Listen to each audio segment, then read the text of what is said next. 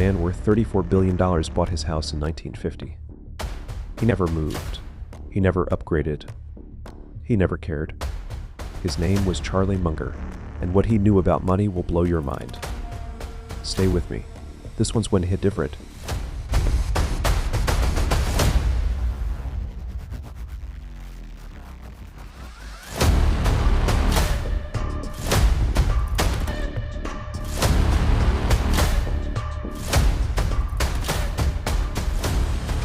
Here's something the internet never talks about. The second richest investor on the planet was living in a house worth less than a Tesla. While people on Instagram flex rented Lamborghinis, Charlie Munger was quietly stacking billions. In the same zip code, the same kitchen, the same routine. The rich whisper. The broke shout. Remember that.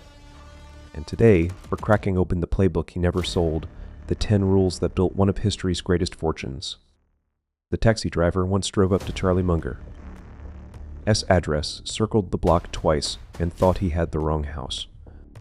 The place looked like it was frozen in time, because it was. Charlie bought it in the 1950s, loved it, stayed. No renovation, no flex, no drama. That visit changed Robert's entire perspective on wealth, and it's about to change yours too. This isn't a story about getting rich. It's a story about thinking differently. Oh, come on, Volky. Oh my god, wait, what? He had like $34 billion and was still eating ham sandwiches. I mean, how can it be possible? Ham and cheese on white bread, Jason, made by his one staff member. That's actually insane. You won't believe that, but my cousin has a lease on a BMW and posts about it like he's Bezos. Exactly that is the pattern. Real wealth doesn't perform. He doesn't need to be the wealthiest guy around. This is Charlie.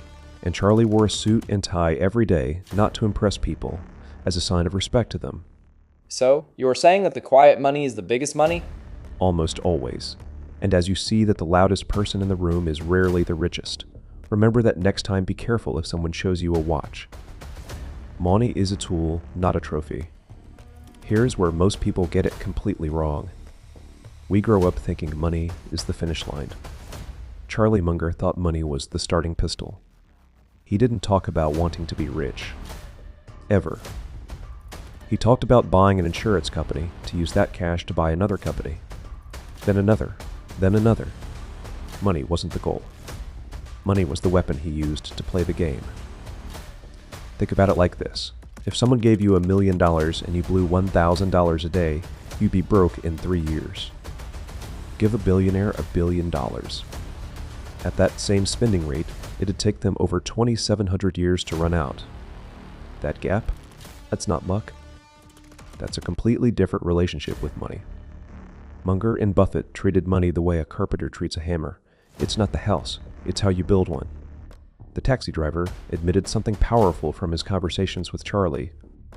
He said, "I wanted to be rich." Charlie wanted to build something. That mindset shift, that's the actual secret. Most of us were never taught to talk about money growing up. In immigrant households, and a lot of households, money talk was basically taboo. Charlie didn't grow up obsessed with wealth either. He grew up obsessed with business. And that obsession is what made the difference. Curiosity is your most valuable asset.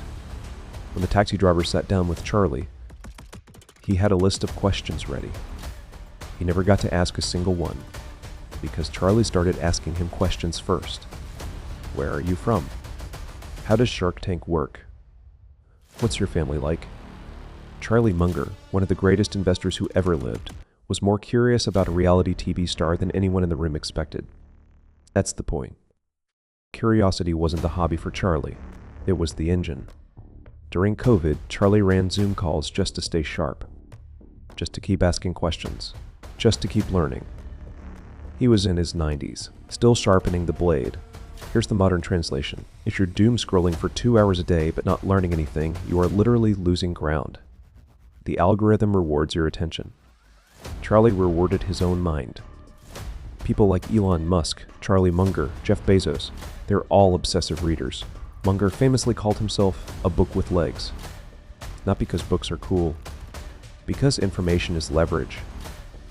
And the people who ask the best questions get the best answers, Lesson: curiosity didn't kill the cat.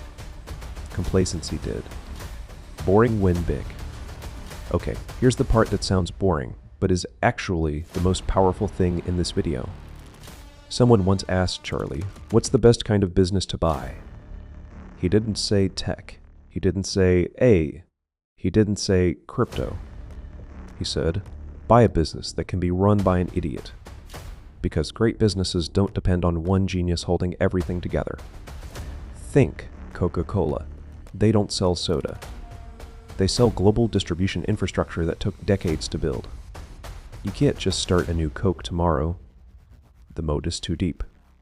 Charlie and Buffett stayed out of tech for years, not because they didn't understand it, but because tech companies depend on talent that can walk out the door. The best businesses are almost boring. They're predictable. They're defensible. They print money while you sleep. Modern example? Warren Buffett owns Dairy Queen. He owns car insurance. He owns railroad companies. Not Netflix, not TikTok. Railroads. Because someone has to move stuff across America, and that's not going away. The lesson: simple is hard to build, but once it's built, it's almost impossible to break. Okay, wait, so the whole buy a business an idiot can run thing. That's basically saying, don't build a company that only works if you're there.